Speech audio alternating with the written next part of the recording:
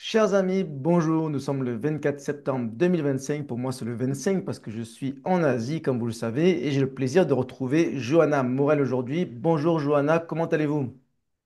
Bonsoir, je vais très très bien. Il fait nuit pour vous, mais il fait nuit pour nous aussi. Il est déjà 20 heures quand même, hein. Oui, alors merci d'avoir accepté cet échange très last minute parce que je viens de me réveiller, pas en termes de sommeil, mais je me suis réveillé au niveau des élections. Ce sont des élections législatives partielles. En plus, c'est pour les Français de l'étranger, donc peu de gens sont au courant. Et moi-même, j'ai vu une actualité aujourd'hui et je me suis dit, ah mince, je n'ai pas du tout parlé. Et donc, j'ai contacté Johanna et tout naturellement, elle m'a répondu très rapidement, elle était très réactive. Donc, un grand merci.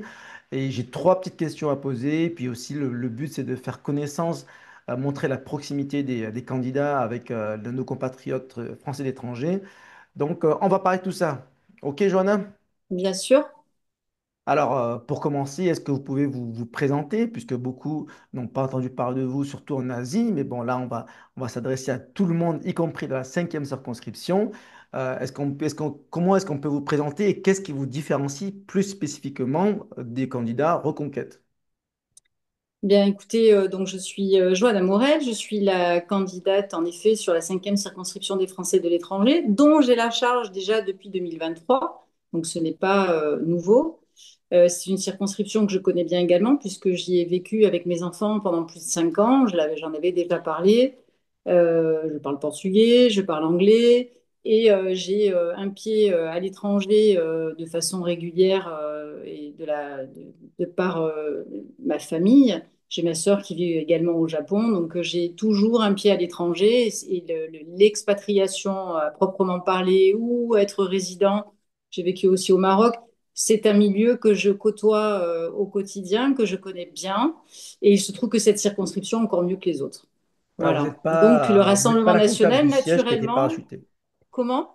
Vous n'êtes pas la comptable ou la secrétaire du siège qui a été parachutée pour Non, les non, candidats. non, Voilà. non, pas du tout. Alors, puis bon, et après, il y a d'autres, effectivement, en lien avec cette circonscription, hein, qu'on oublie enfin, dont on ne parle jamais, mais nous avons quand même en France une grosse communauté portugaise, donc on a avec le Portugal un lien extrêmement fort. Nous sommes frontaliers également avec l'Espagne, ce qui n'enlève rien, justement, avec ce lien aussi avec l'Espagne très, très fort, parce qu'on a un grand nombre de chefs d'entreprise qui sont dans la French Tech notamment et qui sont domiciliés vers Barcelone. Monaco, bien évidemment, frontalier avec Menton. Et d'ailleurs, on a une députée là-bas qui a des liens très forts puisqu'elle est membre du groupe d'amitié France-Monaco. Donc, les députés du Rassemblement national, eux aussi, ont un lien déjà très fort avec cette cinquième circonscription, puisque également dans les Pyrénées-Orientales, nous avons donc deux députés qui font partie des groupes d'amitié donc France-Espagne. Donc nous avons une circonscription qui, après l'élection, si j'obtiens donc la chance d'être la députée, la représentante de cette circonscription, serait renforcée par des liens très étroits, frontaliers, qui faciliteraient et qui me permettraient de rentrer dans les dossiers plus précisément et avoir une force non négligeable pour traiter cette cinquième circonscription. Ok, très bien. Alors, vous êtes la candidate du Rassemblement national. Beaucoup de nos sympathisants se disent patriotes, de droite, souverainistes, etc. Et pour eux, le RN, Reconquête, c'est la même chose. Pour cette élection, il se trouve qu'on a un candidat, une candidate RN et un candidat Reconquête. Qu'est-ce qui vous différencie? Parce qu'en fait, on regarde les circulaires, c'est quasiment la même chose. Qu'est-ce qui vous différencie? Ouais, écoutez, je pense ce qui nous différencie, en tout cas ce qui nous rapproche, c'est que nous faisons beaucoup de constats qui sont similaires. Clairement, sur plusieurs sujets, notamment celui de l'immigration, nous faisons le même constat. Sur le fait de considérer l'état du pays, de la dégradation de nos piliers régaliens, bien évidemment. Et puis je pense que quand même beaucoup de nos concitoyens, hormis l'étiquette politique, le constatent. Nous sommes d'accord sur ces constats-là. En revanche, nous avons quand même une grande, grande différence, c'est que nous avons une force politique. Nous sommes le premier parti de France. Nous avons le plus grand nombre d'élus à l'Assemblée nationale, 143, ce qui n'est pas négligeable. 143 qui permet aujourd'hui, à l'inverse, handicap le gouvernement en place de pouvoir continuer à gouverner et heureusement d'ailleurs, puisque ça nous permet de pouvoir stopper certains sujets sur lesquels nous sommes en désaccord grâce à ce groupe fort. Et je pense que cela, pour quelqu'un qui souhaite prendre en charge une circonscription et porter la voix des Français de l'étranger, je pense que c'est presque indispensable d'avoir un parti aussi fort pour les représenter. Donc on a, en fait, aujourd'hui, c'est 5 députés et nous, c'est plus de 2500 élus déjà bien ancrés territorialement et qui connaissent très bien les dossiers. Très bien, merci. Alors, j'ai une prochaine question qui concerne alors, quand on regarde la circulaire de la candidate macroniste, elle écrit fiscalité, repousser les tentatives du NFP et du RN de mettre en place l'imposition universelle. Et le candidat LR dit la même chose, il dit stop aux injustices fiscales, lutter contre l'impôt universel promu par la gauche et le RN. Donc, au niveau idéologique, qu'est-ce que vous en pensez? On sait que Jean-Philippe Tanguy du RN, il y a quelques mois, il disait qu'il défendait en quelque sorte l'impôt universel. Alors, où est-ce qu'on en est? Certaines ne vont pas comprendre. Le RN est pour ou contre, ou vous êtes pour ou contre. Et si vous êtes pour et que le RN est contre, est-ce que vous avez une voix au RN? Est-ce que vous pouvez faire entendre la voix des Français étrangers? Dites-nous tout. Où est-ce qu'on en est? Alors déjà, je vous invite à lire ma circulaire, puisqu'en fait, ma circulaire, qui a donc été rédigée évidemment de façon collégiale, je ne l'ai pas fait toute seule, elle a été validée par Marine Le Pen et Jordan Bardella. Donc je crois qu'il n'y a pas grand-chose à dire que vous dire qu'on a écrit sur cette circulaire que nous étions contre l'impôt universel. Donc je n'ai pas à justifier ma position puisqu'elle est claire. Je pense que l'écrit vaut 1000 paroles. En ce qui concerne mes opposants comme les macronistes, et y compris le candidat LR, vous savez ce qu'on dit quand on n'a pas grand-chose à dire sur le fond ou quand on veut éviter de parler de fond, et notamment pour la macroniste, et ce que je peux comprendre, puisque parler d'un bilan aussi désastreux, ce serait très compliqué pour elle de le justifier auprès des électeurs. Eh bien, on parle de la forme. Donc, ils ont passé leur campagne à parler d'impôt universel, qui d'ailleurs, au demeurant, est quasiment impossible à mettre en place, hein, puisque d'abord, ça reviendrait à taxer 2 fois les Français de l'étranger, et ça, le Rassemblement national s'y oppose fermement. Et il y a les États-Unis qui a voulu essayer de mettre en place ce système. Il faudrait avoir des négociations avec tous les pays sur les conventions fiscales. Enfin, c'est inapplicable.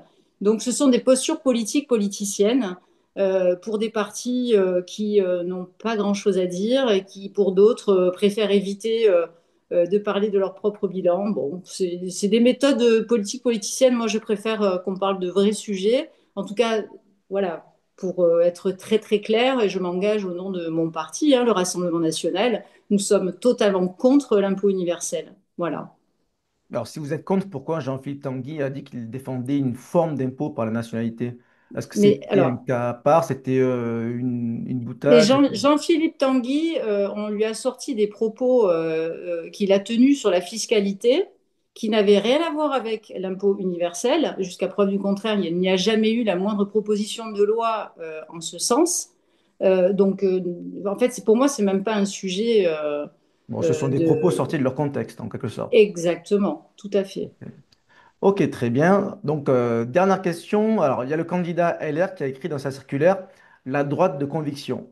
Et il y a le candidat Reconquête qui a écrit en très gros sur son affiche, c'est écrit votre député de droite. Alors, j'ai lu votre circulaire en entier. Vous avez bien entendu écrit pas d'impôt sur la nationalité, très bien. Mais le mot droite apparaît nulle part, sauf à un moment, c'est écrit Éric Ciotti, Union des droites pour la République, donc pour le nommer, pour dire que vous êtes ensemble. Donc, la question est très simple. Est-ce que vous êtes de droite ou est-ce que c'est un sujet tabou? Parce qu'il y a beaucoup de Français étrangers qui sont de droite et ils veulent savoir. Alors, ben, c'est l'éternel débat de la droite, de la gauche. En fait, ce sont des étiquettes. Donc, si nous prenons effectivement l'hémicycle de l'Assemblée nationale, oui, nous serons à droite, bien entendu. Nous sommes à droite. Maintenant, le Rassemblement national porte quand même relativement bien son nom, puisqu'il s'appelle Rassemblement, et que nous souhaitons, et nous ne mettons pas de barrière, nous appelons tous les patriotes, quels qu'ils soient et d'où qu'ils viennent, de nous rejoindre, de se rassembler pour avoir une candidature unique et qui partagent exactement les mêmes valeurs que nous, des valeurs patriotiques. Vous savez très bien qu'on est là pour défendre les intérêts des Français et des Françaises, et que l'étiquette politique aujourd'hui, je ne dirais pas qu'elle est has-been, mais qu'est-ce que ça veut dire la droite et la gauche en réalité? Est-ce qu'il vaut mieux pas partager les mêmes idées plutôt que de coller une étiquette sur quelqu'un en disant vous êtes de droite, ah non vous êtes de gauche, non on ne vous accepte pas. Il y a énormément de gens aujourd'hui qui ne raisonnent plus avec les étiquettes de gauche et de droite, mais qui se réfèrent à un programme, à des idées, et nous rejoignent de tous bords. Et je pense que c'est comme ça qu'on pourra gagner et qu'on pourra prendre le pouvoir et gouverner enfin un pays de façon à pouvoir avancer, puisque là aujourd'hui, voilà. Donc ce sont des postures et des étiquettes politiques qui, à mon avis, aujourd'hui sont en deçà des préoccupations et de ce dont la France a besoin aujourd'hui. Si on pouvait vous qualifier en un mot, si c'est pas droite, qu'est-ce que ça pourrait être? Est-ce que ça serait patriote? Est-ce que ce serait souverainiste? Est-ce que ce serait national? Une idée?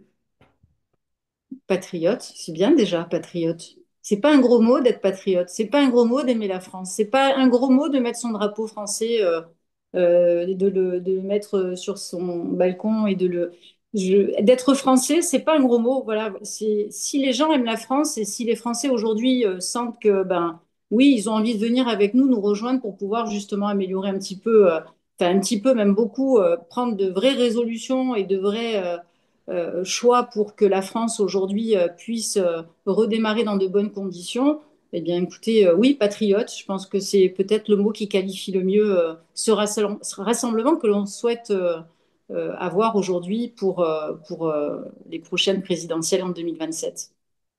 Ok, très bien. Alors j'en profite pour ajouter une question d'entre-deux tours parce que vous avez de très bonnes chances d'être au deuxième tour. Vous avez fait un très bon score la dernière fois. Tout à Et fait. d'après ce que j'ai vu, la gauche part divisée cette fois. Donc Oui.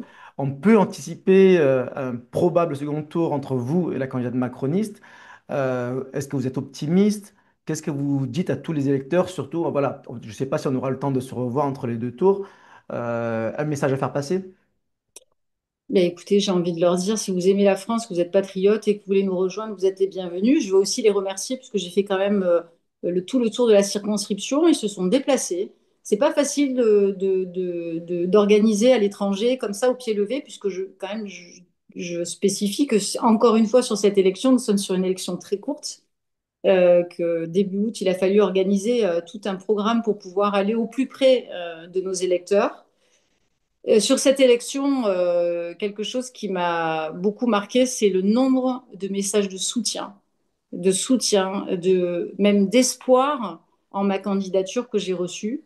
Euh, les Français de l'étranger se sentaient un petit peu, je dirais même encore l'année dernière, pas trop préoccupés par ce qui se passait vraiment en France. Mais là, vraiment, ils ont pris conscience et ils mettent en ma candidature un espoir. Ça pèse sur mes épaules et j'en suis fière d'ailleurs. J'ai très, très envie de les représenter, mais je n'avais pas senti une telle détresse de la part des Français de l'étranger parce que les Français de l'étranger, contre toute attente, et peut-être parfois on pense que les Français de l'étranger vivent tous dans des conditions extraordinairement, je dirais, correctes. Il y a aussi beaucoup de Français de l'étranger qui souffrent à l'étranger, hein.